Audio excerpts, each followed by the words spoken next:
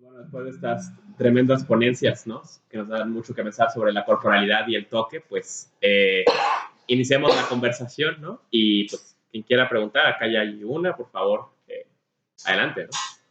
Sí, Saulo, No te voy a preguntar nada. Gracias. Pero siento la necesidad de decir algo. Además, como has cometido la tropería de nombrarme con tanto cariño al principio, solo quiero darte las gracias por tu interpretividad, es decir, por tu oportunidad. No sabes lo que me has tocado, Saulo. Gracias. Muchas gracias a todos vosotros porque ha sido una semana inolvidable. Colegas, ¿alguien más quiera preguntar? ¿Preguntas, por favor? Adelante, por favor. Bueno, Saulo, no voy a repetir lo que te ha dicho Rafa, pero desde luego te has propuesto tocarnos y lo has conseguido. Sin ponernos un dedo encima, por ahora.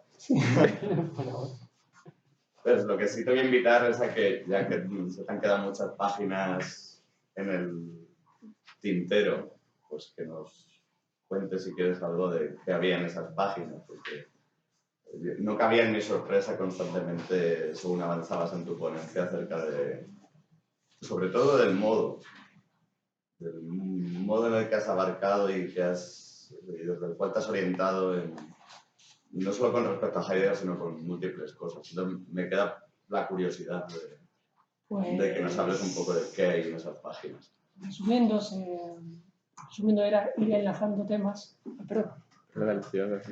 era ir enlazando temas, como los enlazaba Heidegger en sus cuadernos negros, pasando por el arte, por la historiografía, como considera el de la historiografía, por lo que es vivenciar. Ahí tengo que ser sincero, y una de las malas comprensiones que tenía de Heidegger me lo ha quitado de un plumazo, Heidegger en sus cuadernos negros, que es el vivenciar. Yo consideraba enfrentarme a la obra de arte a la manera que han cogido la tradición anglosajona, la historiografía anglosajona sobre el arte medioambiental, la obra de Heidegger, que les ha servido para poder poner cimientos teóricos a lo que se estaba realizando, y siempre hablando de vivenciar. Y Heidegger se opone totalmente, opustamente, rotundamente en los cuadernos negros a ese vivenciar. No es un vivenciar, es un choque que te cambia, no puedes vivenciarlo, eso te lleva al subjetivismo. Y lo señala y lo reseñala en muchísimas reflexiones, que bueno, ya se comentaron en algún sitio. Pasado ese vivenciar, iba a hablar sobre cómo se da el espacio y el tiempo en esas reflexiones para poder analizar luego el darse de la obra de arte. Y desde la obra de arte, mentar el cuidado, no solo el cuidado hacia los seres humanos, sino el cuidado en general, y por otro lado, el acceso a la verdad. Y desde el acceso a la verdad ya llegar a las conclusiones finales, a cómo ese arte, esa verdad, nos pueden llevar a un análisis de la naturaleza. Pero como sabéis, soy muy patoso hablando, a no ser que lo tenga escrito, y me fallan las palabras. Muchas gracias. Por favor. Muchas gracias por las ponencias. Yo quería poner una pregunta que es como un puente entre la primera y la segunda. Es la primera vez que he sentido pronunciar la palabra comprensión. Hoy. No es un caso, porque el problema del animal, que no es el Dasein, es el problema de la comprensión. El animal presupone el ser como presencia. Esto es el animal caracterizado, según Heidegger, solamente por la sensibilidad. Y la sensibilidad es presencia. Yo veo algo en presencia, yo toco algo en presencia, yo escucho algo en presencia. El animal no es capaz de ir allá. La presencia, esto es de comprender. No comprende la muerte. Porque la muerte, no hay hablado de esta cuestión, porque solamente el Dasein comprende que muere. Que muere significa que existe, pero puede no ser. Esto es comprender. A ir allá de la sensación, allá de la presencia, de la mirada, allá de la percepción, allá del tocar, del sentir, del escuchar. Esto es el problema de la segunda ponencia, según mí, porque si Heidegger es un filósofo del tocar, del ver, del escuchar, no es un filósofo hermenéutico. Absolutamente, porque no es esto el sentido de que se habla cuando se comprende. Esto es un sentido de la sensibilidad. Todo lo que se dice de Heidegger en esta manera es muy regresivo, y yo lo pienso y lo digo, porque es una manera de pensar Heidegger allá de la hermenéutica, allá de la comprensión. Es la comprensión que es liberación, que es emancipación, porque es la única posibilidad de ir allá de la actualidad, de la presencia y de lo que se impone en la presencia. Se habla siempre del cálculo, pero se debe pensar que la condición ontológica del cálculo es la percepción. No es un caso que por los pitagóricos los números eran números figurales, porque los números enteros yo puedo verle, yo veo esta cosa y puedo contarlo, yo conto sobre las vidas. 1, 2, 3, 4, 5. Pero no puedo ver los números inconmensurables, que son otra cosa, puedo solamente entenderlo. Hay una relación entre el cálculo y la percepción y el tocar y el mirar y la sensación en general. Esto se debe pensar, se debe decir, porque la filosofía, si hay una relación entre la técnica del cálculo y la metafísica de la presencia, es esta. Si se elimina la comprensión de Heidegger y se reduce a Heidegger a la mirada, al escuchar, esto siempre la misma cosa, no se escucha el silencio, se comprende el silencio, porque se comprende la diferencia entre lo que es y lo que no es. Si se elimina esta cosa de Heidegger, yo no entiendo Heidegger, es la cosa que yo pienso muy radicalmente, porque no comprendo el arte. ¿Qué es el arte que se mira solamente? ¿Qué es el arte contemporáneo que no se comprende? El arte contemporáneo se comprende solamente. La fontana de Duchamp, no hay nada que mirar, nada que escuchar, nada que tocar. Si no se entiende lo que Duchamp ha hecho, no es arte. Para mí es una cuestión muy, muy radical que pertenece a la manera de entender Heidegger y entender qué es la hermenéutica. Esto, según mí, es un Heidegger muy regresivo. Yo lo pienso verdaderamente. Es que los ponemos en bloque al final. No, pero, bueno, simplemente muchas gracias por la apreciación, pero justo cuando he empezado ese bloque, aunque he tenido que cortar varias partes, ahí yo me he puesto en contra de Heidegger. Es la ruptura que he tenido yo con Heidegger. Simplemente. Bueno, yo quería preguntarle si la profesora Auriel, ¿no? Un poco has dicho, ¿no? Que es un camino que queda por pensar, pero creo que sería pertinente, ¿no? ¿Cómo pensar este camino hacia una comprensión de la vida, ¿no? Una comprensión de la vida que esté más allá de la vida humana, ¿no? O sea, ya hemos hablado antes, yo pienso que Heidegger, si bien no recorre ese camino, ve una seña y que va en el sentido que el profesor Gaetano ha puesto sobre la mesa, ¿no? Tal vez en un sentido un poco inesperado, ¿no? Dentro del propio Heidegger, pero que es interesante, ¿no? Y notar, ¿no? También que Heidegger tal vez no ese camino, pero sin duda hay algo en él que lo quiere hacer, ¿no? O sea, yo recordaba ahora, ¿cuál es la imagen de no exceder sus límites en superación de la metafísica, ¿no? Pues finalmente es el abedul y la abeja, ¿no? Es la vida no humana, es el paradigma de la posibilidad de otra forma de estar en el mundo, ¿no? O sea, de ser como el abedul, de ser como la abeja, ¿no? Entonces, bueno, hay una necesidad ahí de encontrar una forma del humano, de ser tal vez menos humano, ¿no? De encontrar esa conexión con lo vivo más allá del modo de ser humano vigente, ¿no? Y que la seña está en lo otro vivo que no es humano, ¿no? En el abedul, en la abeja, en este caso, ¿no? Bueno, a Saulo, ¿no? Un poco una pregunta que me quedaba desde como historiador del arte, ¿no? ¿Cómo podemos pensar este arte del tocar, ¿no? Ya preguntaba Heidegger en el epílogo del origen de la obra de arte, ¿no?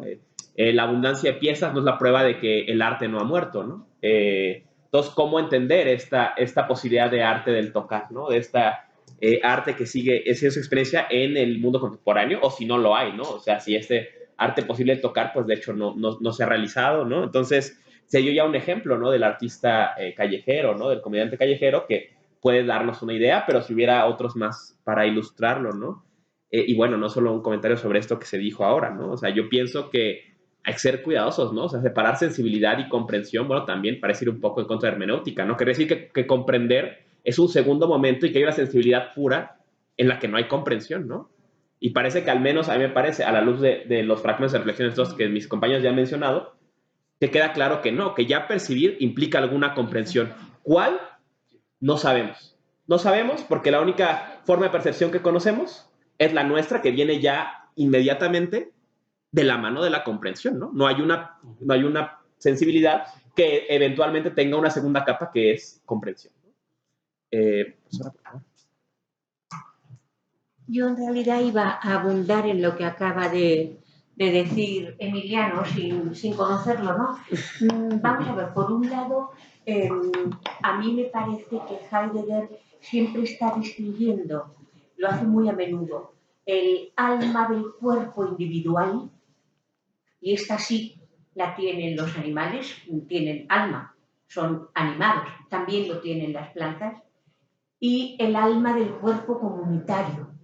Y esto tiene un lenguaje que sí tienen también muchos animales. Lo que pasa es que nosotros no lo conocemos. Se ha apuntado, sin embargo, ahí que probablemente el animal no sabe que muere. No lo sabemos. Por ejemplo, los elefantes, ¿verdad?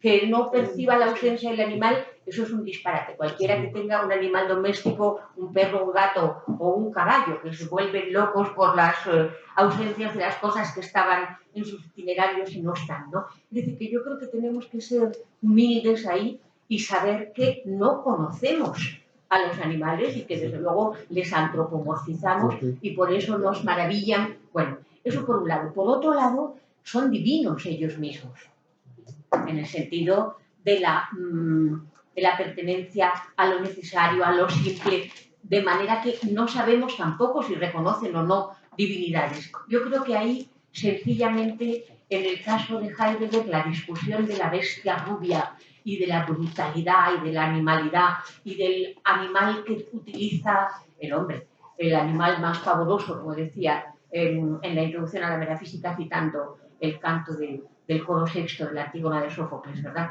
Es decir, que un animado que utiliza la potencia inmensa del lenguaje como arma, este es un animal pavoroso, pero no los otros animales, ¿no? Yo no creo que haya en Heidegger un tratamiento más que este horror ante el animal que utiliza la racionalidad como arma de poder y de destrucción, ¿no? Y en relación a la otra cuestión que se ha suscitado, me pasa lo mismo que con aquella pregunta que ya suscitó la conversación con la profesora María Antonia González Valerio, ¿no? Nosotros tocamos en el lenguaje, dentro del lenguaje, vemos dentro del lenguaje, nos acariciamos dentro del lenguaje, no somos con lenguaje y luego lo retomamos. Es decir, que por eso vemos y tocamos y sentimos y olfateamos poéticamente. A mí eso no me resulta regresivo, sino realmente asumir que el giro lingüístico es un giro hermenéutico y es un giro estético porque involucra un espacio-tiempo sincrónico intensivo y este es a su vez un giro de lo sagrado. No puedo explicarme si alguien me dice que me huele o me toca o me acaricia o me muerde fuera del lenguaje, yo no lo comprendería. Y si dice, pero no lo ves que lo ha sentido, yo diría que tiene problemas kantianos con la cosa en sí y los fenómenos, pero que a mí no me sucede. O sea, no me puedo imaginar ni un solo segundo una sensación fuera del lenguaje. No voy a hablar del oír, que ese parece habitual, ¿no? Ese cruce tan bonito que hace Deleuze en Imagen-Tiempo, cuando dice, en el momento en que sí restituimos a las palabras y a las cosas de la mirada, el que no se ilustren mutuamente, sino que se crucen y por lo tanto no haya la imagen de la palabra ni la palabra de la imagen, acontece una experiencia de tiempo puro en el lenguaje. ¿Dónde va a acontecerse, no? Creo que eso debe dar que pensar, ¿no? Pero lo que me gustaría es oíros a vosotros. Bueno, pues, colegas, adelante, por favor.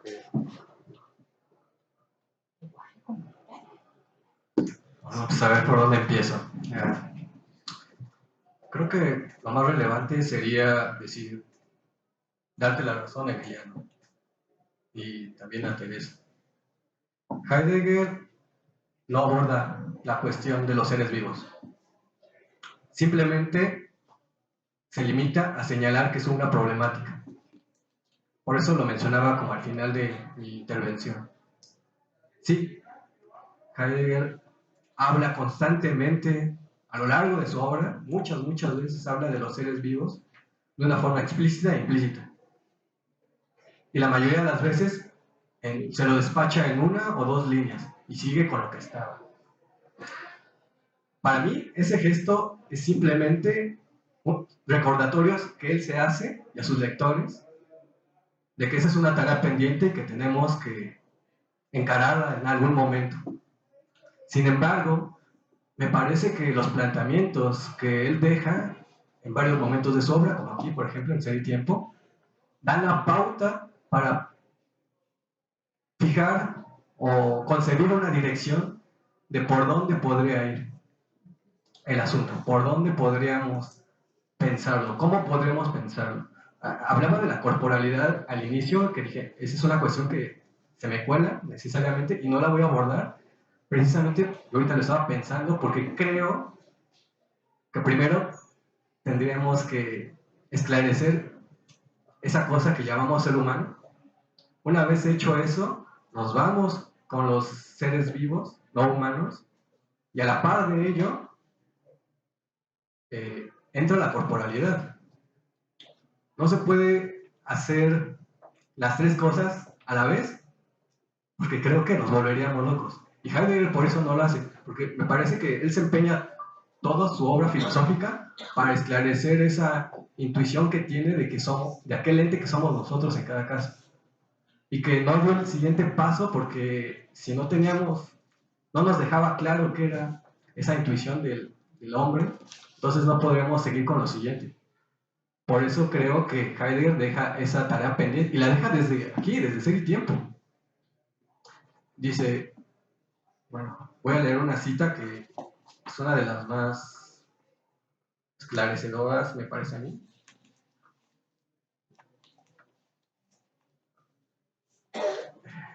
Un poquito larga, pero creo que vale la pena. Está hablando de los conceptos fundamentales de la ciencia, que dice que se tienen que poner en tela de juicio. Y esa es una tarea que retoma cuando está en el doctorado, es lo que quiere llevar a cabo, pero no lo logra hacer por la coerción de la universidad. Está hablando de la psicología aquí. Lo dicho no es menos válido para la psicología, cuyas actuales tendencias antropológicas son innegables. Ni se puede tampoco compensar el fundamento ontológico que falta insertándolo la antropología y la psicología en una biología general. En el orden de su posible comprensión e interpretación, la biología como ciencia de la vida se funda en una ontología del Dasein. Que me parece que primero hacemos la ontología del Dasein y ya después vamos a ver si podemos decir algo con respecto a otras cuestiones, en este caso a la vida. Y sigue, la vida es un modo peculiar de ser, pero esencialmente solo accesible en el Dasein. Me parece que aquí podemos acceder a eso que llamamos vida porque suponemos que nosotros estamos vivos y no tenemos experiencia de otros seres vivientes, porque no somos esos otros seres vivientes. En un sentido, un análisis fenomenológico en sentido estricto, tendríamos que ser esos otros vivientes para poder hacer ese análisis. Y eso es imposible, nos encuentra velado, totalmente velado. Por eso creo que para Heidegger, a lo mucho, él puede reconocer que es un misterio y que no tenemos acceso, o que tengamos las ciencias más avanzadas, no vamos a poder dar cuenta de ello. Y eso creo que ya es un mérito, porque al menos lo señala, lo reconoce. Y sobre eso yo creo que ahí está la postura que podría dibujar. Que a lo mucho digo que ante eso, ante ese misterio, simplemente considerarlo, tenerlo en cuenta, no hacer una homogenización de todo lo ente y meter en la misma bolsa la piedra, la mesa, el árbol, la abeja, el hombre quizás. Pero bueno, lo interesante de esta cita sigue más adelante. La vida es un modo peculiar del ser, pero esencialmente accesible en el Dasein. La ontología de la vida se lleva a cabo por vía de una interpretación privativa. Ella determina lo que debe ser para que pueda haber algo así como un mero vivir. La vida no es ni un puro estar ahí, ni tampoco es un Dasein. El Dasein, por su parte, nunca puede ser ontológicamente determinado como vida, y además otra cosa. A mi modo de ver, esta cita está dibujando su postura. Es prácticamente decir, ¿cómo vamos a proceder? Pues primero vamos a esclarecer qué soy yo y después vamos a ver si podemos decir otra cosa. Y vamos a esclarecerlo a partir de, o asumiendo los resultados de una analítica existencial. Ya después vamos a ver que a lo largo de su trabajo filosófico se da cuenta que no es suficiente. Y como no es suficiente, hay que seguir trabajando, y por eso sigue dejando como pendiente esa tarea. Y al final de su obra, pues vamos a ver que nunca la encara, porque presupone muchas cosas. Y una de esas cosas es esclarecer lo que somos. Por eso creo que las consideraciones de los cuadernos negros son muy relevantes, porque ahí nos pinta como una metodología más o menos sugerente de cómo tendríamos que afrontar la cuestión. Y si bien no podemos decirlo de forma directa, lo podemos decir de una forma directa, y hasta ahí. Hasta ahí nos quedamos.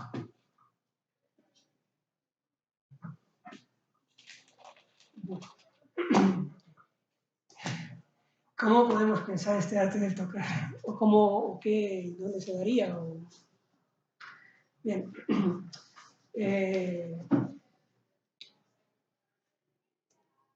Una de las especialidades que como historiador del arte pues más me ha apasionado durante estos años es el arte medioambiental. Y concretamente, debido ya a circunstancias personales, porque trabajo en un museo del vidrio, en la Real Fábrica de Cristales de La Granja, el arte medioambiental en vidrio. Bien, ¿qué puedo decir de ese tipo de arte? Bueno, ya hablamos, ya se habló de Chillida. Para mí, Chillida no solo está hecho para ser recorrido, para ser visto. El peine del viento tiene que ser oído, tiene que ser olido, tiene que tocarse esa rugosidad del acero o del hierro oxidándose, las rocas en las que está incrustado. Más artistas, Chris Dore, Richard Long, Andy Goldsworthy, no sé si les conocen, que es, vale, les conocemos a través de una imagen, de una fotografía, pero ¿qué es la obra de Andy Goldsworthy si no hueles la podredumbre de esas hojas que ha puesto prístinas y se van degradando con el tiempo? Esa dulce podredumbre. ¿O qué es de la obra de Richard Long si no la andas? Si no rozas sus piedras. ¿O qué es la obra de Walter de María si solo la ves y no solo te estremeces con los rayos cayendo por todos los sitios, demostrando que eres lo más ínfimo de la creación? En cuestión de arte en vídeo, pues Daichi Juli, por ejemplo, o Steve Tobin, o la artista alemana Susan Liebel, por ejemplo, que trabaja en bosques creando lo que para muchos sería la tontería de volver a los cuentos de hadas. Sin embargo, dándoles otro significado. O, por ejemplo, hubo un seminario que tuvimos hace unos años cuando yo era profesor. ¿Cuánto será de eso? Un alumno mío salió en una clase hablando sobre el crepúsculo, realizó esta obra, no sé, no hay proyector. Tiene esta es Susan Liebel, tiene dos caras, aunan muchísimas técnicas. Ese vidrio está hecho con muchísimas técnicas y no es un vidrio como el vidrio de un vaso. Necesita ser tocado, tiene un tacto oleoso, tiene grietas que se han cubierto con pan de oro. Entonces, el arte, tal como se nos ha dado en las bonitas fotografías de los libros de arte, en la historiografía que critica Heidegger, debería ser repensado y ver que la obra de arte, más que los artistas que he nombrado, la obra de arte sí que se puede abrir a más interpretaciones. Bueno, y simplemente lo que decía Teresa, pues sobre los animales o sobre los vivientes, señalar que Heidegger en Enseñanzas y Reflexiones 2, parágrafo 201, lo deja ahí por escrito. Dice, pero ¿qué es lo que está ahí abierto y cómo está abierto? No lo sabemos. Pues, qué tremenda mesa, ¿no, colegas? Muchísimas gracias. Un aplauso, por favor.